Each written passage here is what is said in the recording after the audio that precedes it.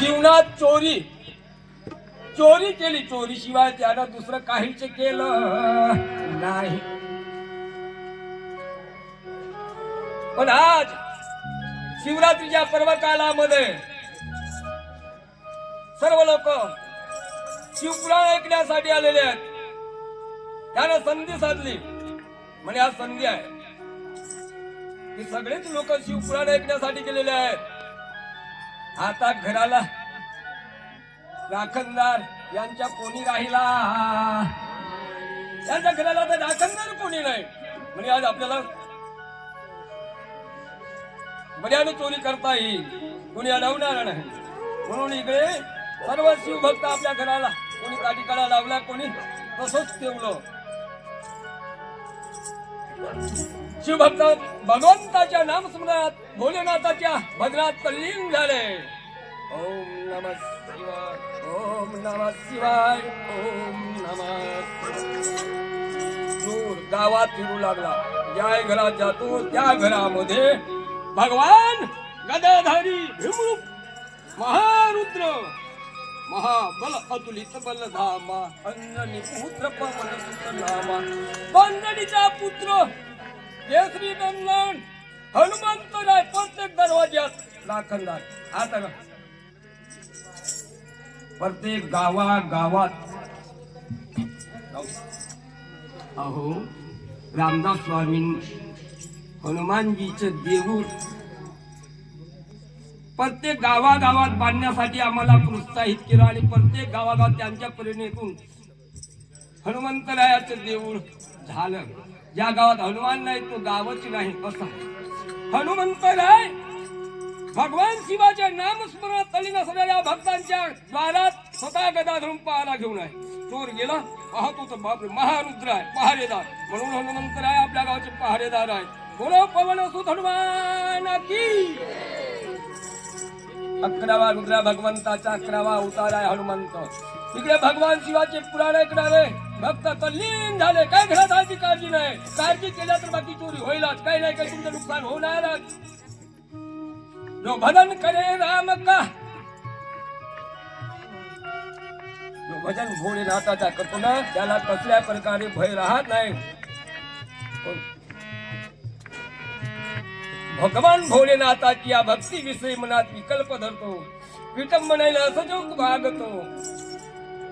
अकाल मृत्यू जो मरे, जो काम करे चांडाल का. बाबो पवन सुत हनुमंतराय महारुद्र गदा धरून आहे. एक नाही दोन नाही तीन, जेवढे भक्त. पण त्या गावामध्ये कोणीच भक्त असा घरात झोपून राहिला नाही. सगळीच्या सगळे ताजी कळा लावून भगवान भोलेनाथाच्या दरबारात शिवपुराण कथा ऐकण्यासाठी भगवान शिवाची लीला श्रवण करण्यासाठी आले. महारुद्र महाराज थकला चोर पहाट झाली. पहाटेच्या प्रहरी म्हणा हरी. माझ्या आईसारखी म्हातारी तुझ्या आरती येतो चंद्राची. अहो काय म्हणतात तिला,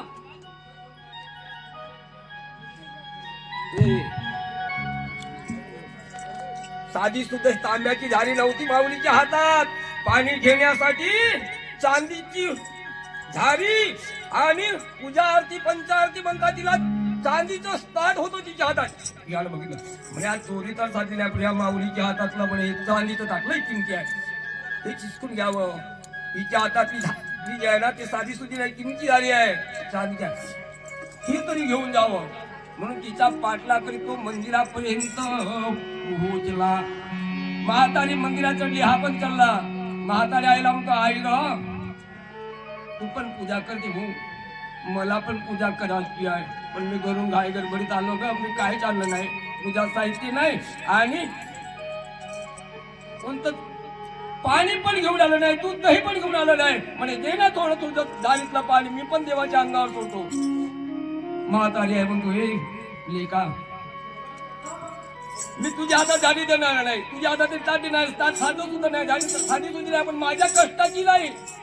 माझ्या सुनबाईच्या अन्नात आलेले ताट आहे, हे लोटा आहे, तुला पूजाच करायचे तर धर्माने माझ्या हाताला. भगवान शिवाच्या लिंगावर अभिषेक केला.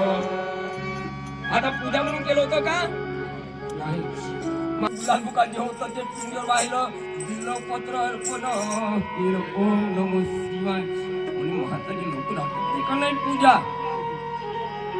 वरती नजर गेली म्हणे म्हातारी केव्हा केव्हा जातो हे पहाटेच्या प्रहरी म्हणा भूपाली कागदा करणारे भक्त येण्याच्या आधी हे घंटाच चोरून देतो. घंटाही भली मोठी होती. जाऊ दे ना म्हातारीचे तो लोटा ना तो थाली म्हणे त्याच्यापेक्षा किमती आहे घंटाच्या घंटाच चोरून घेऊन जातो. म्हातारी गेली लवकर. पुजारी येण्याच्या आधी हा घंटा तोडण्यासाठी बाजू घंटेला हातच पुढे ना म्हणून भगवान भोलेनाथाच्या त्या पिंडीवर उभा झाला. एकदा नाही अनेकदा ताकद लावून बघतो. हातच पुरेला थोडं तरी अंतर राहतो. थोडा तरी अंतर राहतो. घंटा काय याच्या हातात आली. पुजाऱ्यांची वारी सुरू झाली. एक ना दोन अनेक पुजारी येऊ लागले. आता हा इरमुसला झाला म्हणजे आज चोरी सापडली नाही. मी बिना पैशानं बिना चोरीला घरी गेलो तर माझी घरात काय किंमत होणार. काय येईल बाई. महाराज रात्रभर बोंबलला.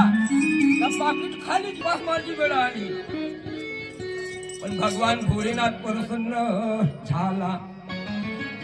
हा हिरमुसला होऊन तिथं पायरीवर बसला रडायला लागला. भगवान भोलेनाथ प्रसन्न झाला आणि त्या भक्ताला दर्शन देण्यासाठी आशीर्वाद देण्यासाठी निघाला. हे तुमचे भक्त आता इथं भूपाली काव्यासाठी येतात आणि तुम्ही एवढ्या घाईनं चालत. अगं म्हणे आज माझा भक्त मला भेटला. तुमचा भक्त तुम्हाला भेटला. आजपर्यंत भक्त होते तर म्हणजे ते असेल. कोणी लोटाभर जल, कोणी वाटीभर दूध, तर कोणी वाटीभर दहीच अर्पण करतात, कोणी बेलफूल अर्पण करतात, कोणी मेवा विस्तार देतात. पण म्हणे असा संपूर्ण देह मला अर्पण करणारा माझा भक्त आजपर्यंत मला कधी मिळाला. या देहदानातून म्हणे मी प्रसन्न झालो. त्याला आशीर्वाद देण्यासाठी चाललो म्हणे मी. बघ तिथं देह वाहिला मी वाहिला सद्गुरूला. देह वाहिला मी वाहिला सद्गुरूला.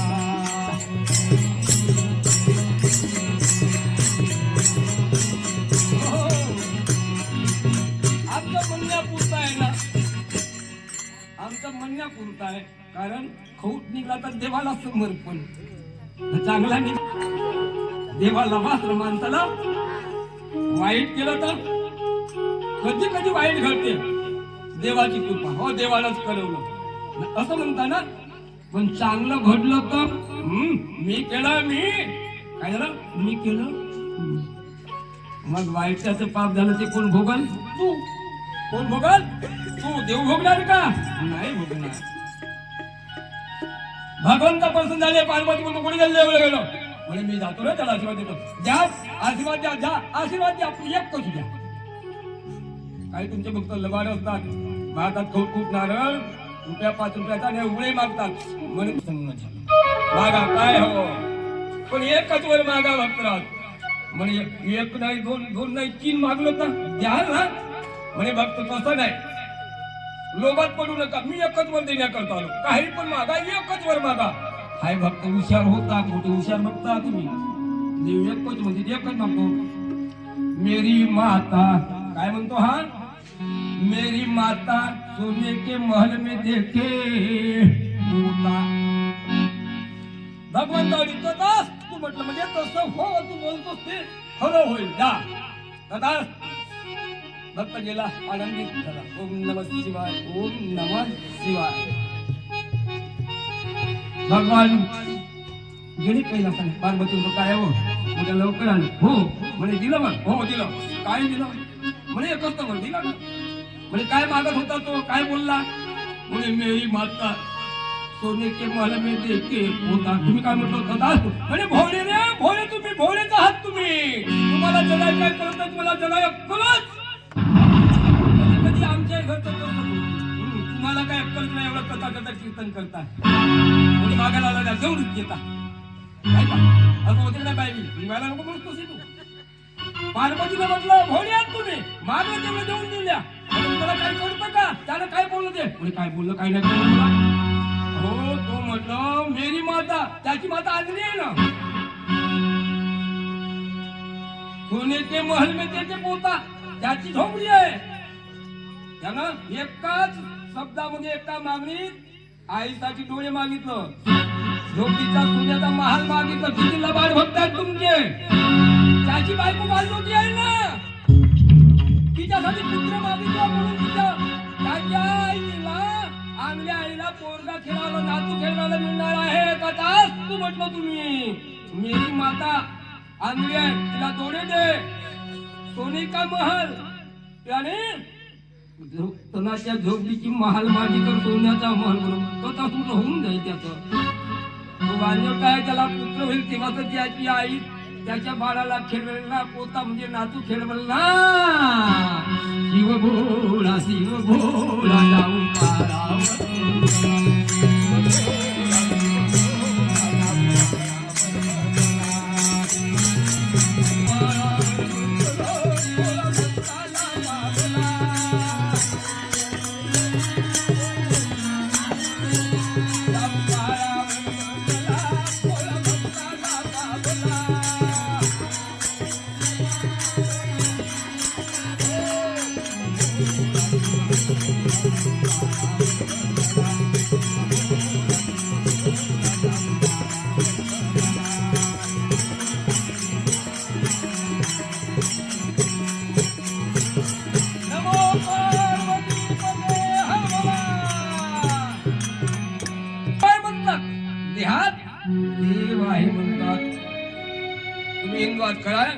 हो म्हणे खरं करून दाखवाल.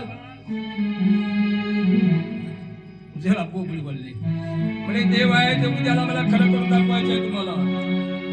पहिला प्रश्न. म्हणे अजून दुसरा प्रश्न आहे. देवलजी, देव आहे तो खातो काय? सत्य सांगाल. तिसरा प्रश्न आहे, देव आहे तो करतो काय? चौथा प्रश्न आहे तुम्हाला, देव आहे तो मागतो काय, घेतो काय? बस 4 प्रश्नाची उत्तर उद्याला घेऊन येणार तुम्ही.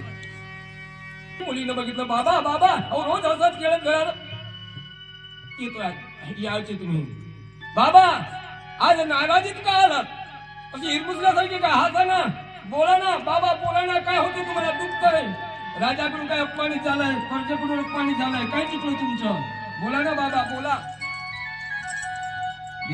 पुरी राजाने मला 4 प्रश्न दिले आणि त्याचा उत्तर घेऊन उद्या राजदरबारात जाणार. माझ्याकडून जर उत्तर मिळालं नाही तर मला आणि माझ्या कुटुंबाला मुसलमान व्हावं लागणार. जर आपण मुसलमान झालं नाही तर उद्यापासून राजा कामावून काढणार. एवढंच नाही तर आम्हाला दंडही देणार आहे. बाबा कसले प्रश्न? राजा म्हणतो, तुमच्या हिंदू धर्मात देहात देव म्हणतात, तो खरं आहे का? साधा प्रश्न आहे ना बाबा, काय झाला चिंता करता? मग तो आहे तो खातो का? मग तो करतो का? आणि तो मागतो का? साधे साधे प्रश्न बाबा. मस्त प्रश्नाचं उत्तर, त्या राजाच्या प्रश्नाचं उत्तर दिल्याकरता मी राजदरबारात गेला. पांडुरंग हरी जय जय पांडुरंग हरी. काही रस्ता झालं. मुलगी बाबा अहो काय करा काही, चला दरबारात जाऊ आपण. चिमुकल्या 6 वर्षाच्या त्या बाळीला घेऊन बिरबल राजदरबारात आला. पाहणारे असतात, हो बिरबल काय मुलीला घेऊन आला. महाराजांच्या समोर बिरबल उभा राहिला. महाराज आज्ञासाठी. राम राम, नमस्कार. राजे हसायला लागले. बिरबलजी तुम्ही रोज एकटे याचे, पण आज मुलीला घेऊन आले. बस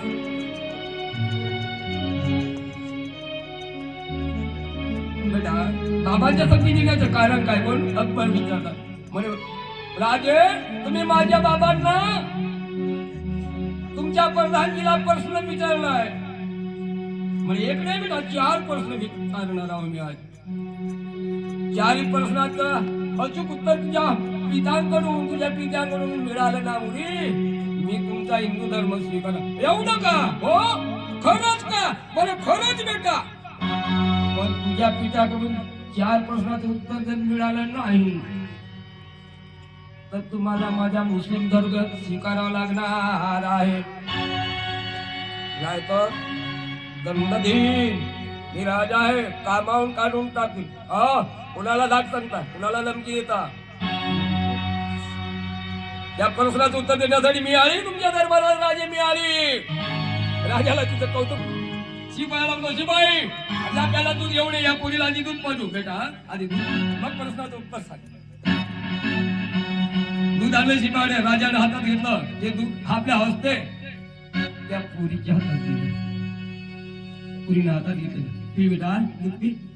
त्या पोरीने काय केलं, इसना बोटानं हलवत राहिली. राजा बघतो, हे पोरी, अगं ते दूध खेळायचं नाही, दूध प्यायचं असतं, तुला पिण्याकरता दिलंय. बेटा असं काय करतोय तू? म्हणे दूध खेळायचं नाही, पी ना, पी फटाफट पी. ही संकोच पी. राजे दूध खेळत नाही, दुधात तूप आहे का म्हणून बघतो. काय वाटतं? या दुधात तूप आहे का म्हणून पाहतो. हे वेडी ग वेडी, तू अज्ञान आहे, अजून पोर आहे, पोर वयाची. दुधात तूप आहे, पण असं बोटानं ते सहजासहजी प्राप्त होणार नाही. मग राजे दुधात तूप आहे आणि ते सहजासहजी प्राप्त होत नाही म्हणजे तूप नाही का? आहे ना, दुधात तूप आहे, सत्य आहे. मग काय करावं लागतं राजे? अगं त्याचं मंथन करावं लागते. मंथन राजे तुम्हीच म्हणताना मंथन करावं लागते ना. माझी माऊली ज्ञानेश्वर तेच म्हणतात, देहात ईश्वर आहे, देहात देव आहे, पण मंथन केल्याशिवाय देहातला देव प्राप्त होऊ शकत. मंतुनी देवाचं मंत्र हे आपल्याला सुखाचे फल देतो, पण प्रेम नसेल तर काय फायदा? मी दास बोलत नाही बोल. वंदने महाराज बोलतात, प्रेमाविन भजन नाकाविन मोती. जसं की नाक असल्याशिवाय मोती सोबत येत, अर्थाविन पोती वाचून काय. ही पोती भगवान भोलेनाथाची लीला लिहिलेली आहे, शिवपुराण करता. जर या पोतीचा अर्थ आपल्याला कळत असेल, तो अर्थ आपल्या मनात उतरत नसती काय. प्रेम द्या, प्रेम घ्या म्हणजे कळतं का मला? मी बोलतो समजतो, ऐकायला येतो, ऐकते ना बोली. हो, आनंद द्या आणि आनंद घ्या. कोण्याही जीवाचा नगडू मत्सर. तुमच्याकडून भक्त हो, भोलेनाथाच्या भक्तीनो कोण्या जीवाचा मत्सर म्हणजे त्याच्या निष्ठा तुम्हाला भाग नको पाहिजे. कोणही जीवाचा नघडो मत्सर वरम सर्वेश्वर पूजनाची. या सर्वेश्वर